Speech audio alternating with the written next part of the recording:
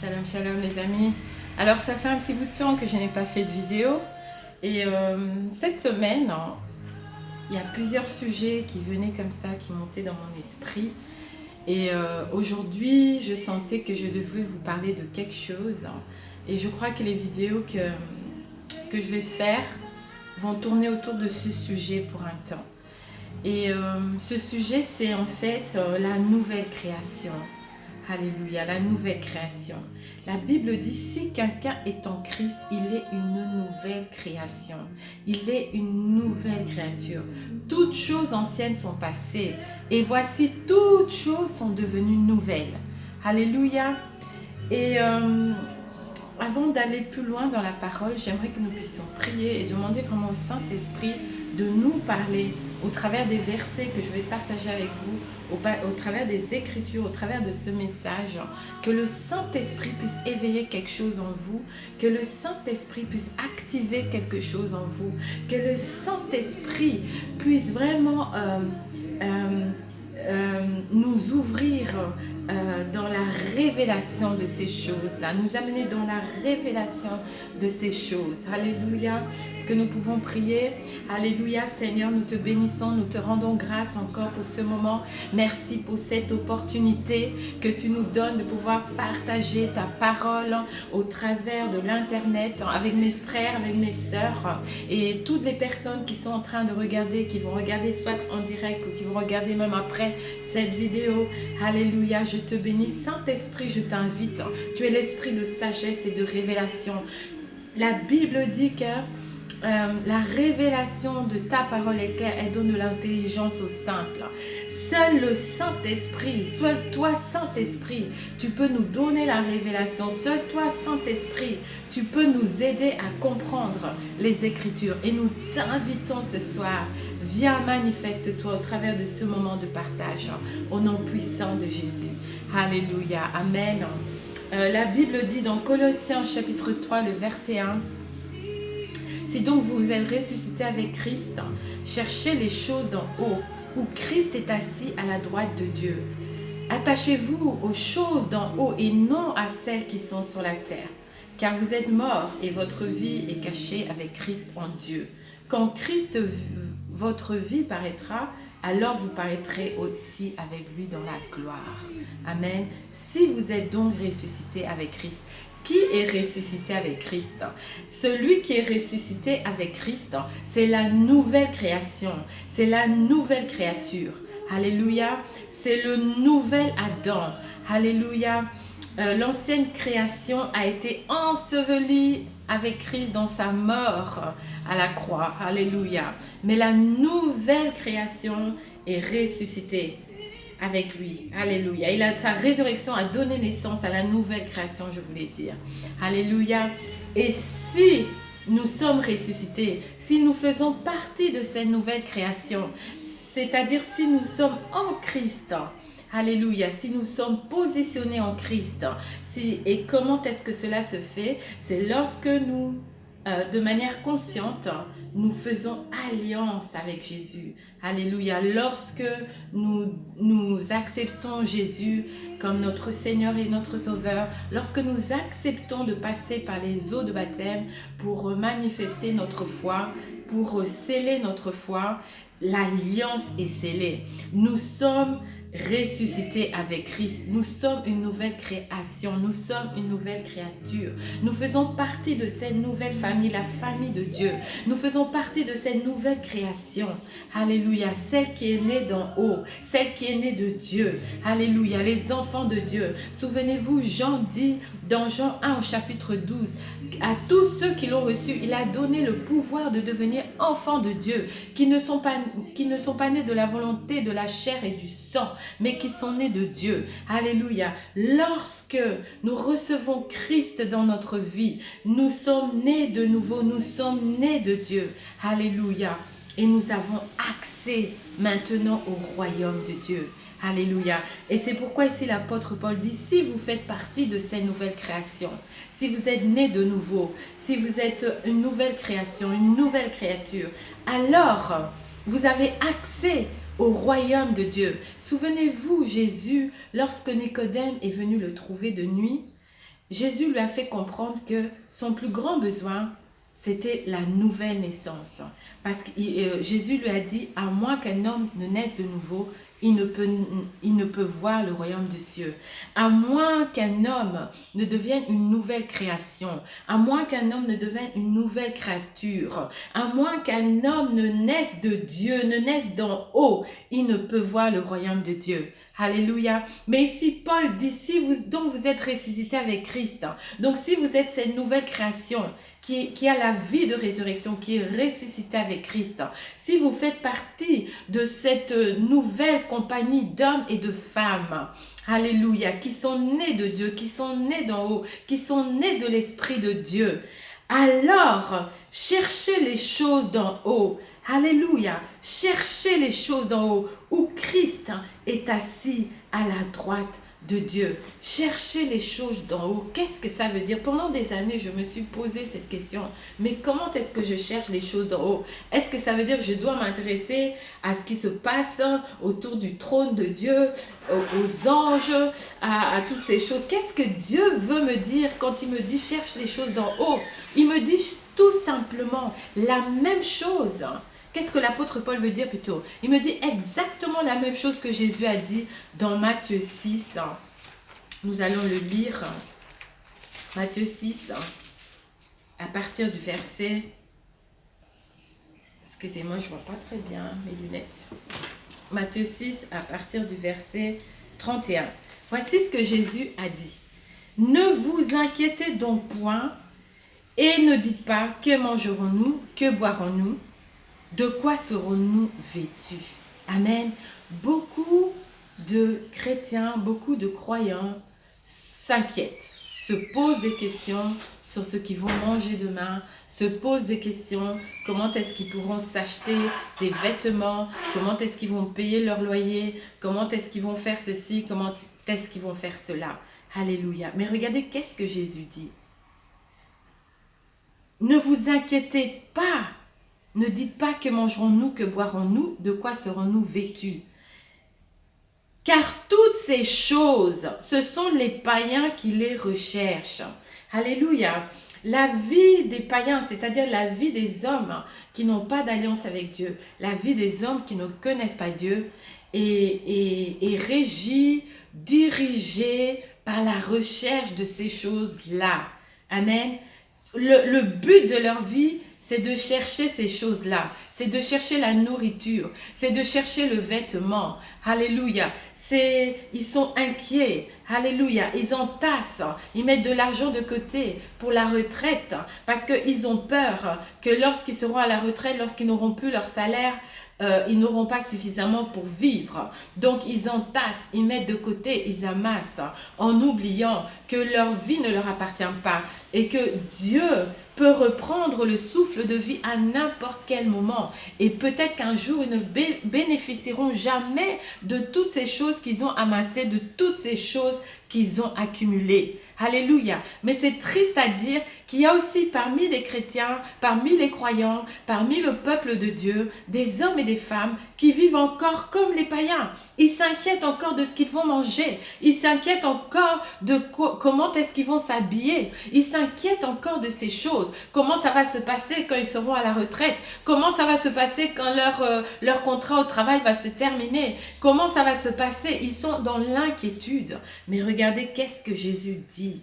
Il dit, toutes ces choses, ce sont les païens qui les recherchent.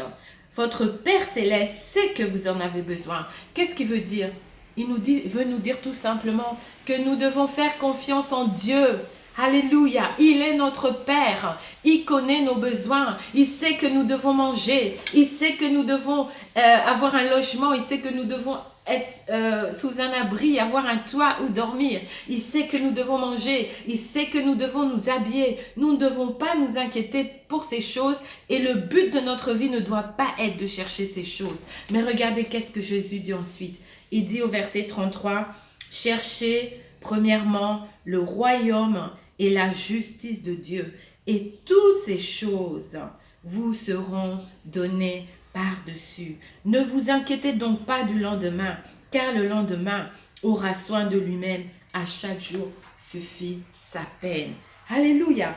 Cherchez premièrement le royaume de Dieu et sa justice. Alléluia. Lorsque Dieu nous choisit, lorsque Dieu nous met à part, lorsque Dieu nous donne son esprit, ce n'est pas pour que nous puissions continuer à vivre comme les païens, en nous inquiétant de ce qu'on va manger, en nous inquiétant de comment est-ce qu'on va payer nos factures, en nous inquiétant, non. Jésus dit que votre Père sait que vous avez besoin de toutes ces choses. Mais notre vie maintenant doit être tournée vers le royaume de Dieu et la justice de Dieu. Tout ce qui nous intéresse, c'est de connaître le royaume de Dieu. Tout ce qui nous intéresse, c'est de voir le royaume de Dieu se manifester ici sur la terre.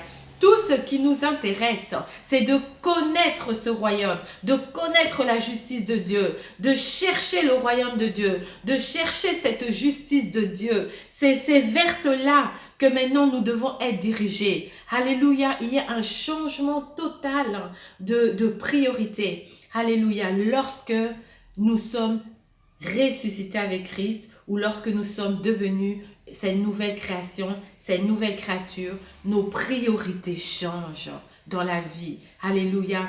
Notre priorité maintenant, c'est le royaume de Dieu. Alléluia. Et c'est pourquoi l'apôtre Paul, nous revenons dans Colossiens chapitre 3, nous dit que si nous sommes ressuscités avec Christ, c'est-à-dire si nous sommes des enfants de Dieu, tout enfant de Dieu est ressuscité avec Christ.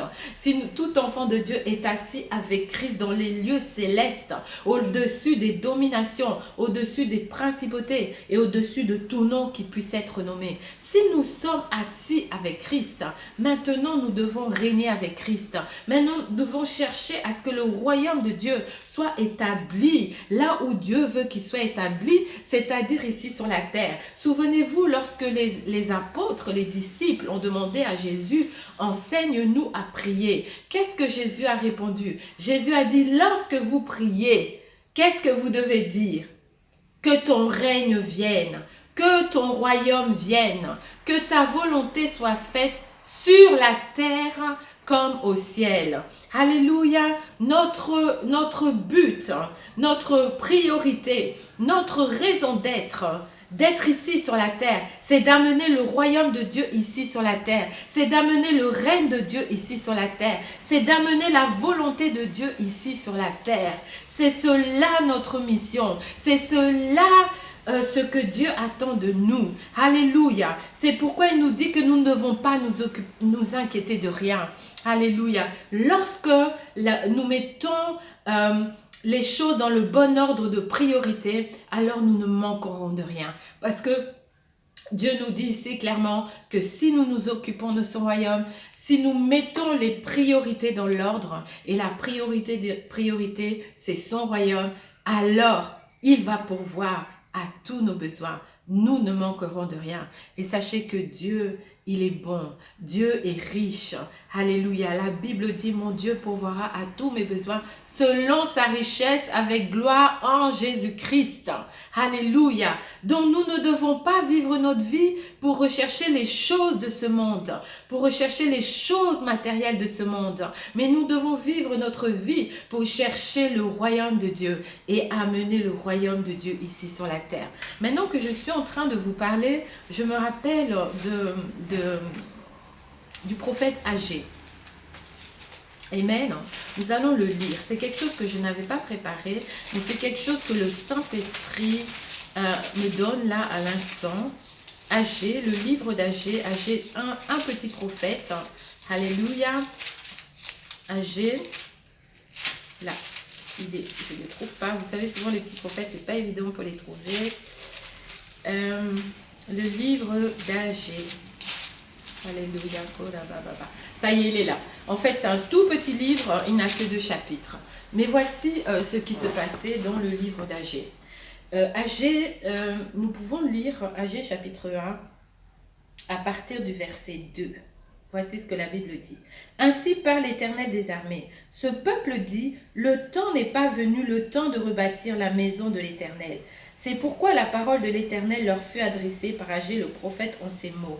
Est-ce le temps pour vous d'habiter vos demeures lambrissées, quand cette maison est détruite? Ainsi parle maintenant l'Éternel des armées. Considérez attentivement vos voies. Vous semez beaucoup, vous recueillez peu. Vous mangez, vous n'êtes pas rassasiés. Vous buvez, vous n'êtes pas désaltérés. Vous êtes vêtus et vous n'avez pas chaud. Le salaire de celui qui est à gage tombe dans un sac percé. Ainsi parle l'Éternel des armées. Considérez attentivement vos voies. Montez sur la montagne. Apportez du bois et bâtissez la maison. J'en aurai de la joie et je serai glorifié. Vous comptiez sur beaucoup et voici vous avez eu peu. Vous l'avez rentré chez vous, mais j'ai soufflé dessus. Pourquoi, dit l'Éternel des armées? À cause de ma maison qui est détruite, tandis que vous vous empressez, chacun pour sa maison. Amen. Ici, le prophète Agé est un prophète qui a prophétisé lorsque la Bible nous dit ici pendant la seconde année du roi Darius. Donc, lorsque, vous savez qu'à l'époque de Nebuchadnezzar, vous savez que Nebuchadnezzar est rentré dans Jérusalem, a emporté les objets du temple, a déporté plusieurs personnes du peuple d'Israël. Il n'avait laissé que les ouvriers, les personnes qu'il jugeait inintéressantes. Mais tous les leaders, toute la crème, allez, il avait amené ça avec lui. Amen. Cela ne veut pas dire que les ouvriers ne sont pas utiles. Je tiens à le dire. Et donc, ils sont partis en déportation. Et vous vous souvenez, dans le livre de Daniel, la Bible nous dit que Daniel était en prière, dans Daniel au chapitre 9, parce qu'il s'est souvenu que Jérémie avait prophétisé que la déportation devait durer 70 années. Et Daniel a vu que les 70 ans étaient arrivés à leur terme, mais ils étaient encore dans la déportation. Alors, qu'est-ce qu'il a fait? Il s'est mis à prier, il s'est mis à chercher Dieu, il s'est mis à jeûner. Amen.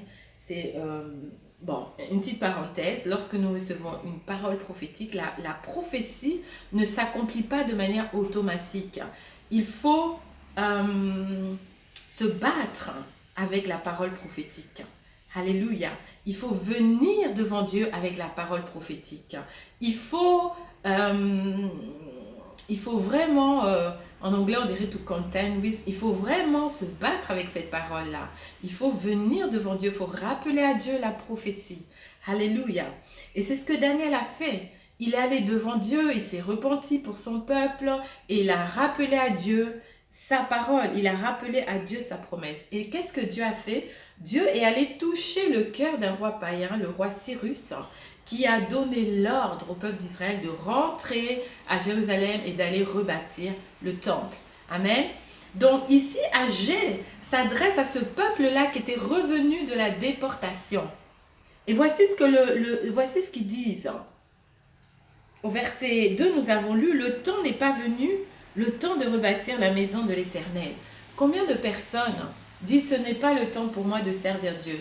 Combien de personnes se disent « Oh, je servirai Dieu quand les temps seront favorables. Pour l'instant, je dois chercher, je dois travailler. Pour l'instant, je dois faire mon petit business. Pour l'instant, je dois faire ceci. Pour l'instant, je dois faire cela. Ce n'est pas encore le temps pour moi. » Amen. C'est exactement ce que ces gens étaient en train de se dire ici. Le temps n'est pas encore venu. Alors qu'ils avaient oublié qu'ils étaient rentrés pour rebâtir le temple.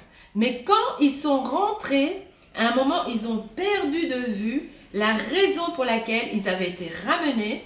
Alléluia. Et ils se sont mis à bâtir leur propre maison.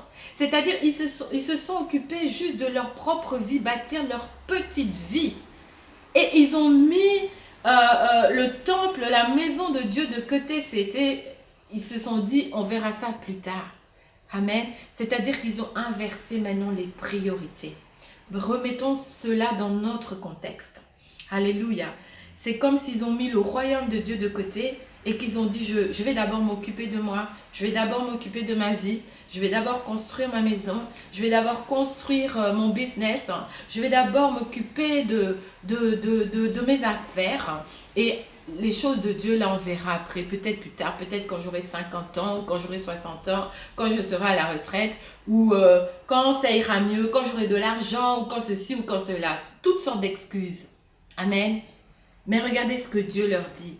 Dieu leur dit, considérez attentivement vos voies. Considérez. Vous semez beaucoup et vous recueillez peu. Alléluia. Cela veut dire quoi? Cela veut dire que parce qu'ils ont inversé les priorités, ils ont mis Dieu vraiment en dernier et ils ont mis leur propre vie, ils ont mis leur maison, ils ont mis leur projet, ils ont mis ce qu'ils aimaient le plus avant Dieu. Alors Dieu leur dit, vous semez beaucoup mais vous récoltez peu. Cela veut dire quoi? Cela veut dire que lorsque nous inversons les priorités de Dieu, lorsque nous inversons les priorités, il y a un dysfonctionnement qui arrive. Alléluia. Parce que la Bible dit que si nous semons beaucoup, nous allons aussi récolter beaucoup. Si nous semons peu, nous allons récolter peu. Alléluia. Ça, c'est l'ordre naturel des choses. Mais ici, il est dit qu'il semait. Alléluia. Il semait beaucoup, mais il récoltait peu. C'est-à-dire qu'il y a un dysfonctionnement. C'est-à-dire que la parole de Dieu ne fonctionnait pas. Alléluia. Pourquoi? Parce que l'ordre des priorités était renversé. Lorsque l'ordre des priorités est renversé, il y a un dysfonctionnement qui entre dans votre vie et rien ne peut marcher. Rien. Alléluia. Peut-être ça va marcher un peu, puis à un moment tout va s'arrêter. Peut-être tu vas croire que oui, ça va, mais ça n'ira pas. Alléluia. Peut-être même tu vas amener même tes offrandes et tes dîmes à l'église, mais tu ne verras pas la bénédiction. Parce que ta priorité, ton cœur, c'est ta maison, ce sont tes affaires. Tu as mis les priorités de Dieu de côté. Alléluia. Peut-être on t'a même demandé de faire des grandes offrandes, tu as fait, tu pensais que tu allais récolter, mais tu n'as rien récolté parce que ton cœur, tes affaires, ta vie, tu as mis Dieu de côté. Alléluia. Vous savez, c'est vrai qu'on ne peut pas aimer Dieu, on ne peut pas avoir mis Dieu en premier dans notre vie et ne pas donner d'offrande, ne pas donner de dîmes. Mais on peut très bien avoir mis Dieu de côté et donner des offrandes et des dîmes. Amen. Il y a beaucoup de gens qui font cela. Il y a beaucoup de gens, il y a même des païens qui payent la dîme. Parce qu'ils connaissent les principes. Ils savent que lorsque nous donnons en premier à Dieu, on est béni. Alléluia. Mais dans leur vie, ils ont mis Dieu de côté. Ils mènent leur propre vie, ils font ce qu'ils veulent. Alléluia. Donc ici, le fait d'avoir inversé les priorités, le fait d'avoir un désordre dans les priorités, ça a mené un dysfonctionnement. La parole de Dieu n'était plus efficace, la parole de Dieu ne fonctionnait plus parce qu'ils semaient, mais ils récoltaient peu. Alléluia. Et Dieu leur dit de réformer leur voie. Je ne sais pas si je parle à quelqu'un. Réforme tes voies. Peut-être que tu fais jusqu'ici, ça ne marche pas parce que tu n'es pas en train de chercher le royaume de Dieu. Tu as mis Dieu de côté dans ce que tu es en train de faire. Tu es en train d'agir par toi-même. Tu es en train de poursuivre tes propres plans. Tu es en train de poursuivre ton programme à toi. Alléluia. Tu as mis Dieu complètement de côté et tu te demandes, mais pourquoi ce que tu fais, ce que tu entreprends, ça ne marche jamais. Ça ne marche jamais, ça ne porte jamais du fruit. Alléluia. Considère tes voies. Alléluia. C'est ce que la Bible nous dit ici. Amen. Donc, lorsque nous sommes cette nouvelle création, nous devons faire du royaume de Dieu notre priorité. Alléluia. Nous devons rechercher les choses d'en haut. Ça doit être notre priorité.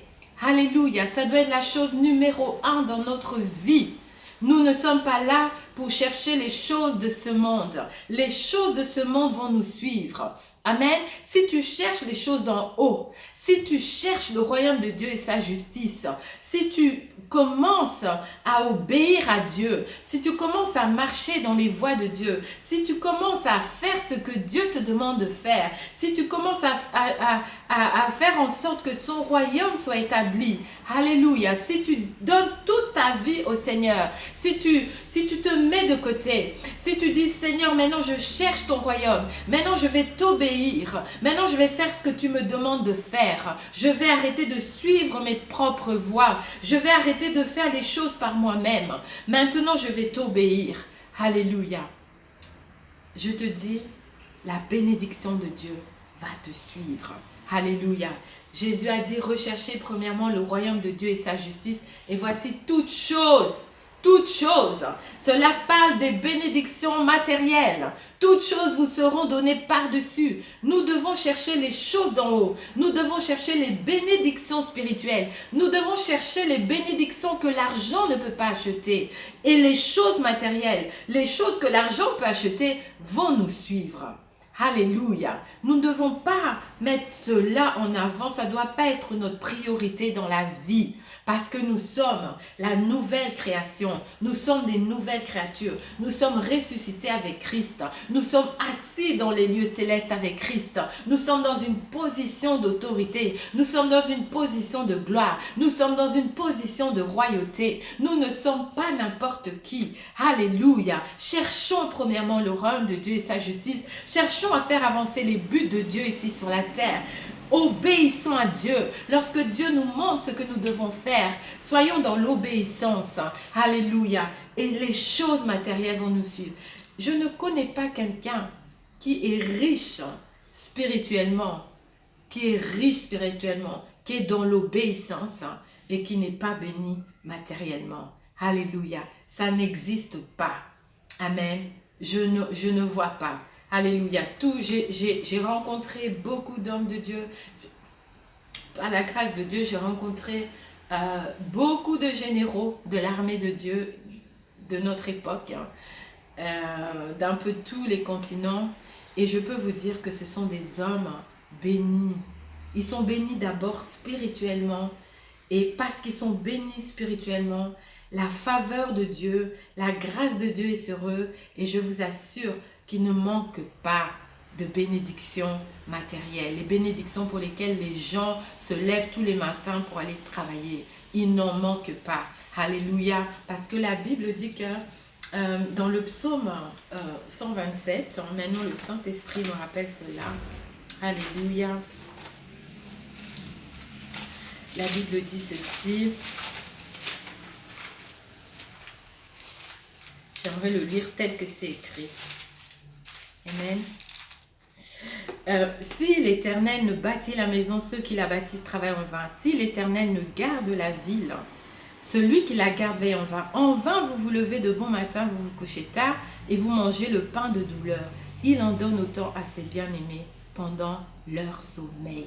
Qu'est-ce que ça veut dire? Cela ne va pas dire qu'on ne va pas travailler. Non, nous devons travailler, mais pour Dieu. Alléluia, pour le royaume de Dieu. Cela va pas dire qu'on va être des paresseux. Cela veut tout simplement dire qu'il y a des bénédictions. Alléluia. Que les hommes se fatiguent à travailler pour avoir ces bénédictions. Mais nous, le peuple de Dieu, nous les enfants de Dieu, lorsque nous marchons dans l'obéissance, lorsque nous cherchons premièrement le royaume de Dieu et sa justice, lorsque nous travaillons, je ne veux pas dire qu'on va se croiser les bras. Lorsque nous travaillons pour Dieu, lorsque nous travaillons pour le royaume de Dieu, alléluia, ces choses-là, nous allons les recevoir en dormant. Alléluia, les choses que les gens travaillent durement, se fatiguent, vieillissent pour avoir, nous allons les recevoir en dormant. Alléluia, c'est une des bénédictions, c'est une des promesses de la parole de Dieu. Alors je voudrais encourager chacun de nous, alors que nous tendons vers la fin de cette année 2020 qui a été chaotique, qui l'est toujours, d'ailleurs nous sommes toujours en plein dans le chaos. Alléluia, qui a été spéciale, une année inattendue, voilà, on ne s'attendait pas à vivre ce que nous avons vécu. Amen. Alors que nous tendons vers la fin de cette année, prenons les bonnes résolutions. Alléluia. Prenons. Souvent, la fin de l'année, c'est un temps pour faire le bilan. Faisons un peu le bilan de notre vie. Faisons un peu le bilan de ce que nous avons fait cette année. Faisons un peu le bilan et prenons des bonnes résolutions. Prenons la résolution de chercher premièrement les choses d'en haut. Prenons la résolution de chercher premièrement le royaume de Dieu. Prenons la résolution d'obéir à Dieu, de ne plus tarder. Nous avons vu dans le livre d'Agée, il disait le temps n'est pas encore venu. Alléluia. Mais c'est parce qu'ils ne discernaient pas les temps dans lesquels ils étaient. Si tu penses que tu as encore du temps, si tu penses que tu peux encore reporter, ajourner, alléluia, tu sais que Dieu t'appelle, tu sais que tu es appelé à servir Dieu. Et si tu penses que tu peux encore te dire, oh je ferai cela dans 5 ans, dans 10 ans, alors c'est que tu ne comprends pas les temps dans lesquels nous sommes. Alléluia. Ces hommes pensaient que ce n'était pas le temps de rebâtir la maison de l'Éternel, alors que c'était le temps, alors que c'était le moment. Alléluia. J'aimerais, Dieu a besoin de nous, Dieu a besoin d'une armée, Dieu a besoin d'hommes et de femmes engagés, alléluia, dont le cœur est tout entier à lui. Alléluia. Amen. Voilà, donc j'espère que cette exhortation de ce soir vous a édifié et je vous bénis. Je bénis chacun de vous et nous allons nous retrouver très bientôt pour un autre temps d'exhortation, d'édification, d'enseignement, d'encouragement. Alléluia. Soyez richement bénis. Shalom.